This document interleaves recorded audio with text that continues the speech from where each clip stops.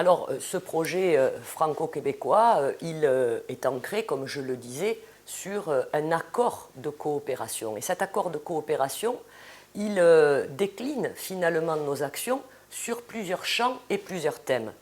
D'abord, le thème de la jeunesse, puisque nous avons immédiatement trouvé des capacités de mobilité à travers l'opération des jobs d'été, où de jeunes columérins et de jeunes victoria-villois se déplacent et passent l'été dans une ville finalement qu'ils vont découvrir et dans une nouvelle culture.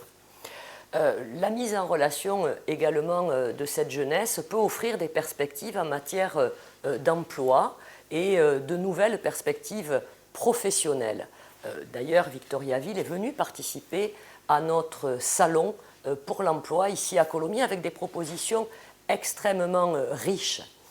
Nous souhaitions aussi favoriser l'échange avec des collégiens, avec nos écoles, ancrés sur des partenariats autour de la culture, puisque Victoriaville est aussi une ville de culture, comme Colomiers avec son festival de la bande dessinée.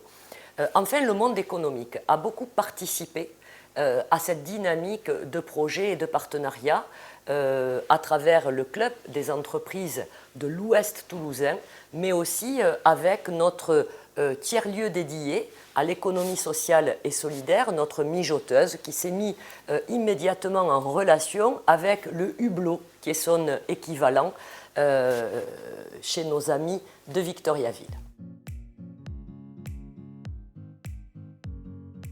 Souhaité lancer ce projet, nous avons finalement fait un petit diagnostic de notre ville. Alors notre ville de Colomiers, c'est la deuxième ville de la Haute-Garonne, c'est une ville très riche de ses métissages. Nous comptons environ 50 nationalités.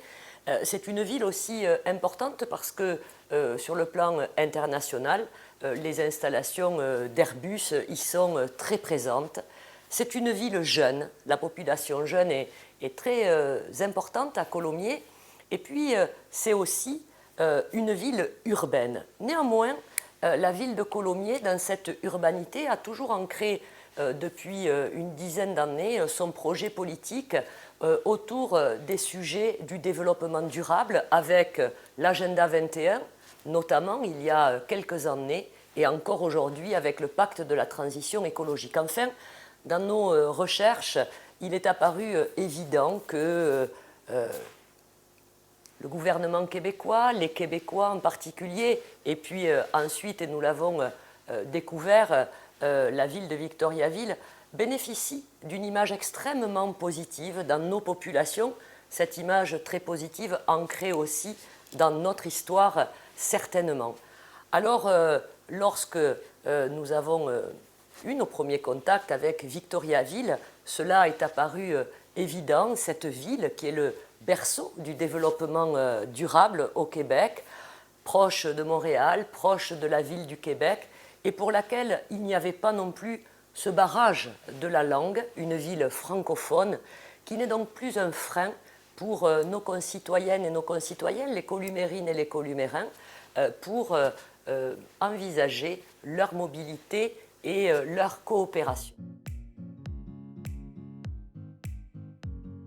Cette coopération, elle est bénéfique pour notre ville, pour notre territoire et pour notre population, parce qu'elle nous permet à nos concitoyennes, à nos concitoyens, à nos entreprises aussi, de se projeter dans des mobilités positives, dans des mobilités et dans des coopérations qui relèvent finalement davantage, et c'est ce que nous avons souhaité, de partenariats sur des projets très concrets plutôt que sur un simple jumelage. Finalement, ce que nous n'avons pas souhaité, ni Victoriaville ni nous, d'emblée, mais plutôt ancrer ce partenariat dans un véritable accord de coopération où chacun va s'enrichir des projets de l'autre. Il était important d'avoir l'accompagnement du ministère des Affaires étrangères parce que c'est aussi la crédibilité et l'accompagnement technique que peut apporter le ministère des Affaires étrangères. Ces mobilités dans des pays étrangers peuvent être vécues sous une forme parfois de difficulté par nos concitoyens. Et l'accompagnement technique, réglementaire, mais aussi bienveillant et positif du ministère a été un véritable atout pour développer les projets que nous avions avec Victoriaville. Notre collaboration avec Victoriaville se poursuit et même, je dirais, s'amplifie. Elle reste toujours riche de tous les projets de coopération qui sont maintenant bien développés dans nos deux villes et qui vont perdurer. Et puis de nouveaux projets vont voir le jour avec des acteurs du territoire, ici à Colomiers ou encore à Victoriaville, et notamment un projet ambitieux qui est en train d'être co-construit par ce partenariat de nos deux villes. Ce sont des projets autour de la question de la valorisation des déchets organiques.